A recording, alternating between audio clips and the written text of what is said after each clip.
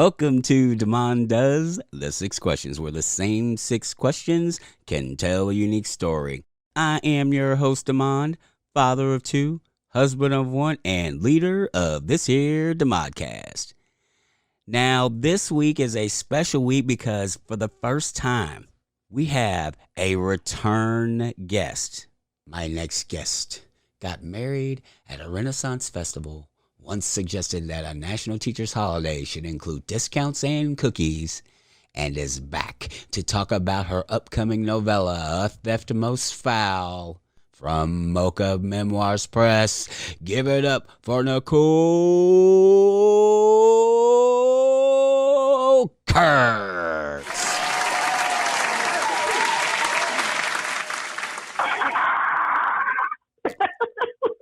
Thank you for having me. Thank you for coming back. Oh, I had so much fun the first time. I really wanted to do it again. Yay! That's awesome. I always wonder if the guests have as much fun as I do. It's nice to know that at least one of them did. I totally did. Awesome. So, okay, first things first, before we get into the next 6 questions, what have you been up to since I last talked to you? I was laid off from my full-time job, so I've been building up my freelance editing business and writing. I have a lot more time to write, a lot more time to work on the launch for A Theft Most Foul, and looking forward to what my publishing company, Mocha Memoirs, is going to be doing in 2021. So just basically, I've had loads of extra time to kind of settle into this new lifestyle of not having a traditional 9-to-6 job. And working on that. So that's what I've been doing.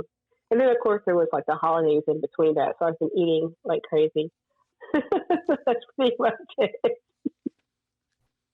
Last time, I forgot to ask. You're going to have to send me the picture of your UT, University of Tennessee, for those who do not remember from the last episode, your mouse pad. I will. It's really funny because it's being replaced by a new mouse pad. It's actually not being replaced. It's just being like relocated to a different office. But yeah, I'll definitely take a picture of it and send it to you. And everybody on Twitter is going to see it. So just let you know. It's okay because it's pretty worn out. It's like coffee stains, but I'll send it. Are you just already... like my team, right? Just like my Tennessee football team. They're kind of wore out and worn down, just like my mouse pad. I'll send it to you. So, Nicole Kurtz, editor, publisher, author, leader of Mocha Memoirs Press. Are you ready for another 6 questions? Yes, I am.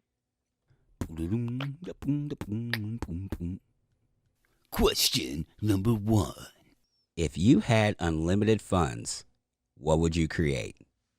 Unlimited funds? Unlimited. I could do whatever. Oh my goodness. So it's like having unlimited wishes. I would give money to all Title I schools, and I would like funnel money, not just money, but I would also like increase teacher pay so that we have qualified and experienced teachers that actually work in Title I districts and want to be there and are paid adequately. That's what I would do. I would pay teachers. I would elevate schools. Because schools, teachers teach every other profession. So like kids learn to read from teachers. Kids learn to write from teachers, generally speaking, if they're not being homeschooled. But there's so much that teachers do for kids that grow up to be doctors, that grow up to be just a person that's an administrator or a mail carrier. Like everyone goes through public school or goes through schooling of some sort. Right. But the vast majority of Americans go through public school. And so I would like tear down these buildings. You should see some of the conditions that school buildings are in. Like I would tear down these buildings so that kids have a safe, adequate, technologically advanced area to learn and explore. It's ridiculous and it's actually criminal just how underfunded public education is in America. If you look at the federal budget and how much is spent on military and defense versus how much they put on actually public education. It's actually ridiculous that these are the centers where we grow our populace. That it's going to grow up and like run our country, right? Run our businesses, and you don't think it's important enough to provide adequate education for all kids. My whole thing is I've worked in a lot of those schools, and they're really old. Like they're built in the 50s, they're built in the 40s, and they have asbestos, they have things like that. They're crumbling, they're not maintained because there's no budget allotted for that. And so I think if I had unlimited money, I would rework education in America. Like that's what I would do, because that would end up benefiting every other aspect of our country. And it benefits the economy because they're going to grow up more educated, they're going to grow up more healthy, they're going to grow up and make better decisions. And that's going to go out and they'll start new businesses that we haven't even thought of. They create so everything, new doctors, new scientists, every aspect of our lives comes from kids that we through schooling, right? So I would do that. I would take my unlimited funds, and that's the greatest impact I think I could have, is taking schools across, start at a state and just go state by state by state, county by county by county, and make education better. And someone's going to say, Nicole, you can't just throw money at it. And I agree with that. So I would definitely, in order to entice quality people into the education field, who are going to care about kids, who are going to care about education, who are going to care about and have the expertise and know-how and knowledge and drive to push the things I want to see in education happen. You got to pay people. You just do. People are like, oh, you don't have to pay me. Yeah, you kind of do. And so these are the things I would do if I had unlimited funds. The way things are structured, everything is improve anything requires money. You know, and you touched on it, but what structurally, like, what would be the first like infrastructure change you'd make? With school boards, so structurally, you have like a superintendent and you have a school board, and sometimes those two don't work well. Those two entities don't work well together. In many places, for school boards, you run for that. Like it's a political office position. You run for that because you vote for that. I would like to at least change that so that you actually have a school board where teachers are actually a part of the school board, or former teachers are part of the school board, so that they have some knowledge of how school actually works. You know what I'm saying? Versus being, I'm a parent of a student, and so I'm going to run for the school board, but I have no idea how schools actually work. I just have my idea of how school works. But from a student standpoint, when I went to school 30 years ago, I would like to change that. I would also like to change, in many places they have like Common Core, they have this big overarching system of testing that is, oh Lord, I'm never going to get hired as a teacher again. But this idea of testing and holding teachers accountable for like academic growth, which is a very complex thing. It's not a singular, if this, then that type of logic. It's not. Kids are very complex. And so is learning. And so trying to apply that to, trying to gauge that with a standardized test is like trying to measure, it's apples and oranges. They're actually two different things. And so I definitely would change the structure of that. I do understand that some schools need, again, this idea that schools need a grade or a score, that comes from the inequality in funding. This school is a bad school. This school is a good school. And if you look at those, in many cases, it's right around socioeconomic lines. And so standardized tests are biased against people of color and women anyway. So I would get rid of that. I would be like, that's it. Finland did it. Finland don't give a standardized test. So, their kids are bright, happy. And I would look at Finland as a model and kind of go from there. I would limit how much homework kids have. I would limit how much testing is required, because ultimately, like I said before, learning is a very dynamic and complex thing per person. It is it's almost, like I said, criminal to try to water that down to a if, them, or multiple choice answer.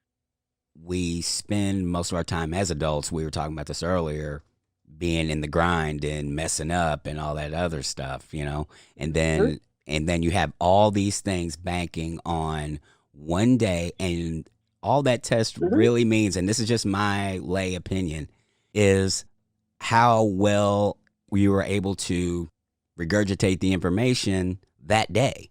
And you could have had a Yeah. bad day. You could, kids are, like you said, kids are complex, and there's no telling what's going on in people's homes. And Yeah.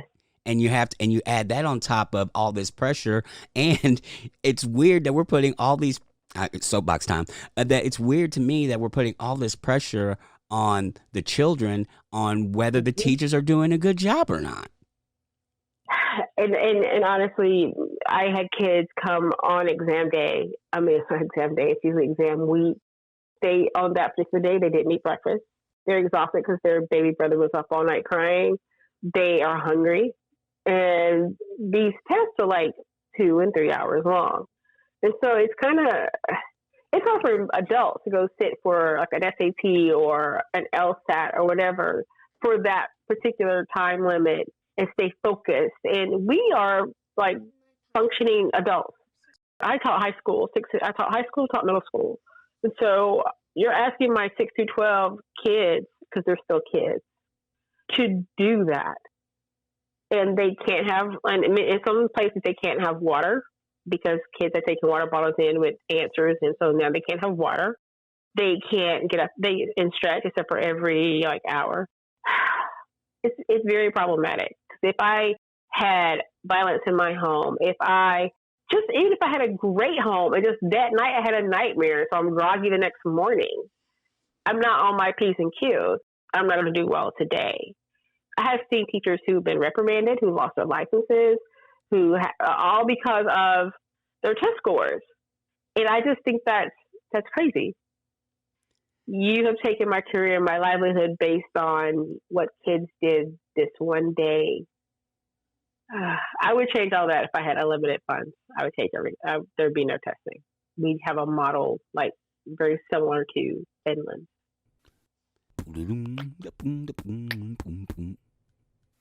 Question number 2. What's the best decision you ever made? The best decision I ever made was adopting my sons. They are from Ethiopia. And so the best decision I ever made was flying to Ethiopia to pick up my kids and bring them to America. That was the best decision that I ever made in my life. What was that process like? It was chaotic for us. We spent 3 years going through doing the home study and doing all the workshops and the background checks and those things, trying to get a domestic adoption done. So we were looking to adopt a kid that was in the U.S. initially. And we did have a son placed with us. He was like a week old. And we were all elated. It was all worth it. And then his birth mother, decided that she wanted him back after we'd had him like a month and a half. It varies by state, but in the state of New Mexico, the birth mother has a year to, invoke her birthright. And so she was able to take him back. That absolutely devastated us. And we decided that we were not going to go do another adoption domestically because we just couldn't go through that again. Becoming attached to the child, thinking that this child is now yours, and having that retracted. We had friends who had adopted internationally. We contacted their agency that was in Boston, and they did all the paperwork between, the U.S. and Ethiopia based on the information we had provided. Since we had already done a home study, we had already done the classes and stuff, they went a little faster for us with the international adoption. So the paperwork part was fine because our agency in Boston handled a lot of that stuff. When we got over to Ethiopia, there was the corresponding person in Ethiopia who took us to all the places that we had to go do the Ethiopian paperwork. And then they took us to the orphanage and said, "Here's your kids." And they were with us that afternoon at the hotel. Wow. Now, flying to Ethiopia was a challenge because I had just been released from the hospital from having blood clots in my lung. And my doctor was like, "You just got out of the hospital a week ago. You're not going anywhere." And let alone internationally, no. Because I was on blood thinners. And I was like, I am leaving to get my children. If I don't get my children, I don't get my money back and I don't get my kids. So I'm going. And so we flew out from Albuquerque to Chicago, from Chicago to London, where they had just had the London bombing a week before. So this is in '06. And then we flew from London to Amman, Jordan, and from Amman, Jordan to Ethiopia.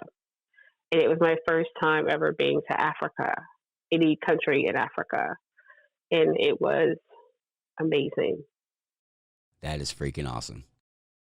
Flew over as a couple, and we flew home as a party of 5.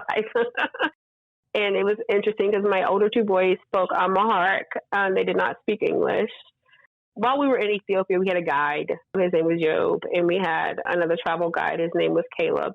And they drove us around to sites, and they took us to places to eat. And he helped translate for the boys, like, these are your parents now. These are people you're going to go live with. Don't curse at them, because our boys had been, they were 3 and 4, the older 2. They had already formed their own personalities at that point, and they had been living on the streets about a month before they were placed in an orphanage. So they had some rough edges, which they had so much personality, and they still do, even though they're now both 19, want to be 20 in March. So they're grown men now, but they are a mess, and I love them tremendously. So, but easy peasy, the best decision of my life. Question number 3. What's the most surprising thing you've done in the last 5 years? Surprising? Yes. I got married at a Ren fair. That's what we talked about before, but that is probably the most surprising thing I've done. Who gets married at a Renaissance festival, especially if you're Black? It was just very surprising. I will go ahead and say you have the best answer for question number 3 that I've had so far. Like, seriously. That is something that if you would have told me like 5 years ago I was going to do, I'd be like, no, I'm not. Please tell me absurd. Yes. Had you been to a Ren fair at that point? I had. Like, I go every year. But I don't always dress up for them. I usually just go get my Scotch eggs, watch the jousting, let my kids run around.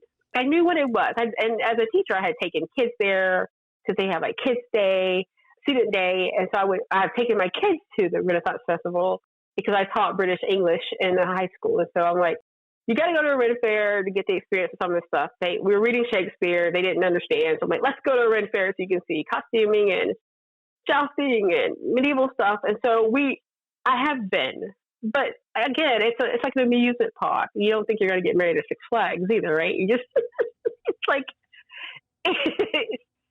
5 years ago, I was like, yeah, no, go to River, sure. Get married at once, That was just, getting married again was just so outside the stratosphere of anything I was thinking at that time. So yeah.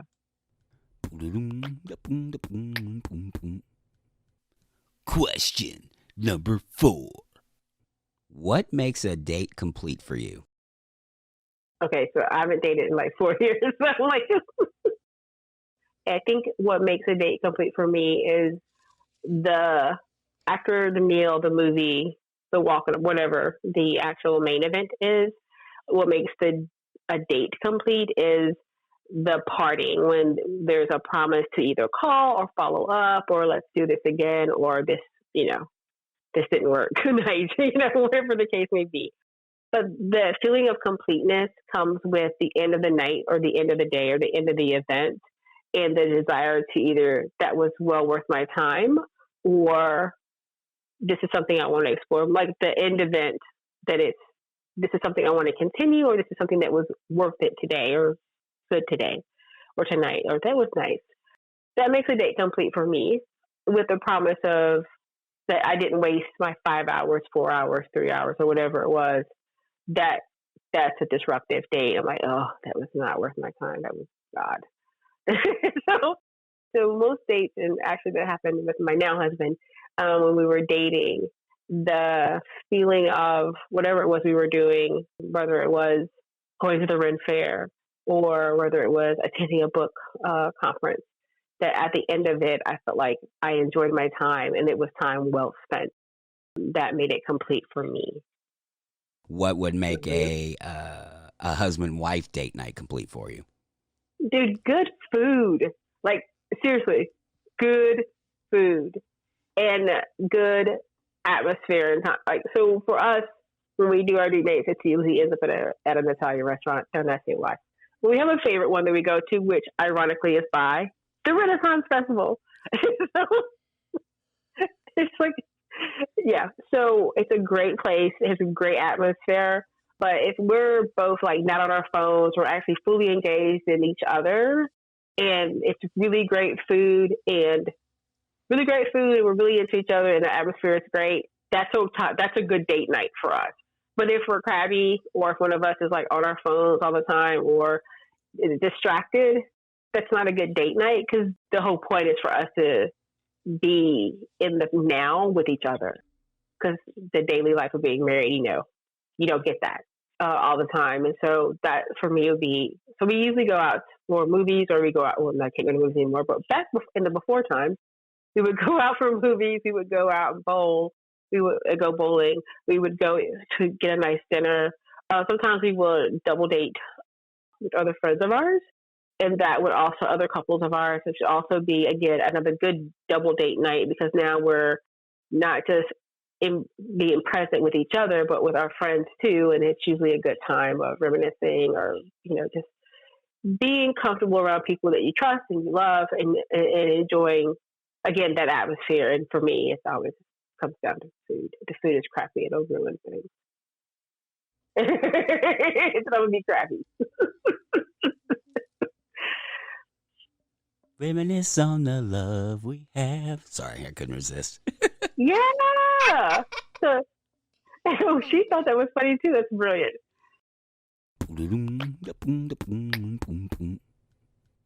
Question number 5. Name a moment in childhood that stuck with you. I remember in 7th grade, this moment stuck with me. My teacher, Mrs. Harris, I was bused to an affluent middle school for 7th grade.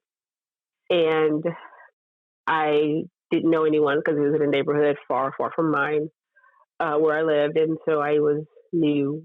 And I didn't know anyone. And I had come from a neighborhood middle school where everybody knew not only me, but my families. So they knew my dad's people, they knew my mom's people, we're Southern, so everybody knew everybody. And then I get bused to this affluent school on the other side of town, where very few people looked like me. And the education was a lot harder than what I was used to. I remember having those first few days as being completely othered and lonely, in some degree scared, because the faces didn't look like mine either. And there was a Black reading teacher that was my reading teacher. And they were getting ready to do something for Black History Month. And she was doing like miniature mini plays in her room. And I had been in class for like 2 days. And she asked me to be Rosa Parks, to play the part of Rosa Parks. And I thought that was crazy, because I'm like, no, number one, I'm not big on acting. 2, complete introvert. 3, no. But she held me after class, and she's like, I really think you can do this, And I'm like, it's not just because I'm like one of 3 Black girls in this class. She's like, no, because I think you can do this. And so we gave my part. I walked through the part with her. She's like, we can practice after class or after school if you want. And she was just didn't stay after school because I had to bus, but she was willing to let me come up during lunch and practice with her. That moment stuck with me.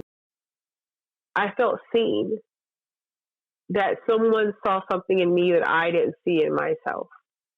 And not only did she just see it, she nurtured it the rest of that year, and kind of made that year livable for me. And every time I saw her out later, I would always tell her what she did for me. That, not just that year, because Rosa Parks was stubborn. She wasn't getting up. She wasn't moving. And that was kind of that moment that's kind of stayed with me, even as a teacher, to look for those students and who don't have their shine yet, don't know where it is, but there's a light inside of them, and helping them find it and spark it and nurture it. And so I try to give that back as a teacher myself, because a wonderful teacher, Mrs. Harris, did it for me. And that moment was one of those most memorable moments of my childhood. That is amazing. You ever run across her still? No, because I don't live in that city anymore, but and I'm almost sure she passed away. She stayed with me, and when I did decide to become a teacher, and if I needed to draw back on, like, because they would ask you in graduate school, why do you teach? you know, what kind of teacher you want to be, and I always went to her. I tell people all the time that Mom is fantastic. She's a great mentor for me, but additionally, I had really wonderful teachers that made all the difference between me, eating out of a garbage can, and me now, one paycheck for living out of a garbage can. But as far as a person goes, it was teachers. They would help expand on the seeds that my mom would drop.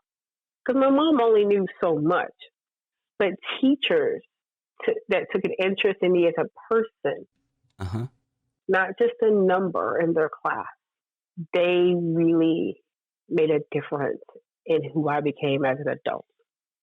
Miss Harris, Miss Turd, Mr. Noah, just, Miss Williams, who the only reason why I graduated high school is because she made sure I didn't flunk algebra. Like, they don't get enough credit, they don't get enough pay, but it definitely helped shape me for who I am as a person, like as a Nicole. Speaking of Nicole as an adult, let's actually talk about why you're here. Tell me about A Theft Most Foul. So, A Theft Most Foul is my attempt at writing a fantasy heist story. So in the Kingdom of Avis, this is the second novella in the Kingdom of Avis mystery series. The first one is Kill Three Birds. This is my story where Prentice, your hawk investigator, is sent to the University of Solanday, where she went to college, to investigate the theft of a high religious artifact, which is called the Five-Feathered Crown. And the legend has it that the goddess selected 5 feathers from the 5 clans, bird clans, that would oversee and rule the Kingdom of Avis, and turn those feathers into a gold crown. And it says that whoever touches the crown will die. And so it's on display at the Museum of the Goddess at the university. So the university has this museum with lots of goddess artifacts. And one of Prentice's former teachers, who's a rook, everyone's a bird in this, in case you haven't read the Kill Three Birds. In the Kingdom of Avis, everyone's a part of a bird clan. And so rooks are almost always instructors or teachers, right? And so her rook runner, he runs the museum, but he's also an expert in goddess artifacts. And so people come to him and say, hey, I found this in my backyard. Is it a goddess artifact or is it a fake? Basically, he knows, right? He spent his whole life investing. So anyway, this item is stolen. And in the process of stealing it, one person was placed in a coma, and another, they had guards. One guard is in a coma, and another guard has like serious injuries. And so it's a high profile theft. This is one of the most sacred items in all of Avis, and it's gone. Who has to figure out what happened? Prentice. And Prentice is like only a 5th year investigator. She hasn't been doing it very long. But she's not alone this time. Last time in Kill Three Birds, she was on her own up in Gold, investigating things. But here in Solanday, they've sent in a condor. Condors are kind of like the muscle for hawks. Hawks are the investigative arm of the order, so they investigate all the supernatural crimes and mysteries that happen in the kingdom, and they go out on assignment. So this time she's assigned a partner, which makes things a little bit different for her. A, because it's Galen, who's a condor, And because she and Galen have a history. And so a theft most foul kind of forces Prentice to go back home in a sense. She goes back to her university days. She got to go back to the university she attended and kind of revisit. It's a place of memories. It's a place of heartbreak. And it's also a place of a major theft. And so she has to figure out what's going on. I love heist movies too. That sounds awesome. Today I wrote a blog about my inspirations for a theft most foul. And most of it comes from like reading Dan Brown's Angel and Demons, which is one of my favorite books because it involves like religious artifacts and art and people who want to use those items for whatever nefarious reasons. And so it's kind of like that. It's kind of like a lot of Prentice and Galen running around trying to figure out who has stolen it.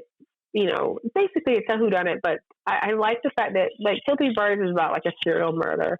But this one is not. It's completely different. That's not to say there aren't some things that happen. I don't want to spoil too much, but the theft is the primary like sin, right, in this one. So it gave me a chance to expand upon that world, which I love. I love the Kingdom of Avis world. It's so much fun to play in. It allowed me to introduce new birds like nightjars and guinea fowl vultures. So it's just a cool story. It comes out January 20th. Question number 6. What do you wish everyone had? Healthcare. Wow. Unless you want to elaborate, that sounds like a mic drop. Nope, I don't. I mean, I wish everyone had free healthcare. Please remind my loyal listeners where they can find you, where they can get at Theft Most Foul. You can find it. Theft Most Foul is available at Amazon. You can go to my website, which is NicoleGibbonsKurtz.net.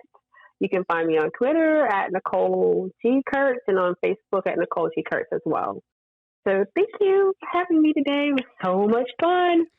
Thank you very much. I appreciate you. Another deep and insightful interview, getting to know Nicole a little bit better. Man, that was cool. It was nice to get a true professional look at where our educational needs help. That was very interesting. So what did you learn? Leave me a message and let me know on Facebook and Twitter. And don't forget, remember, that's what I said, don't forget and remember to check out her new novella, A Theft Most Foul, wherever you normally buy books. Also, log into your podcast app and leave a 5-star rating and review. I have no idea why it helps the rankings, but I also don't know why putting gas in my car makes it go either. Next week, I get to talk to another fellow podcaster whose curiosity about random subjects is eerily familiar. We get to meet the host of the Associated Goods podcast, Dan Felton. So until next time, see it, hear it, speak it, live.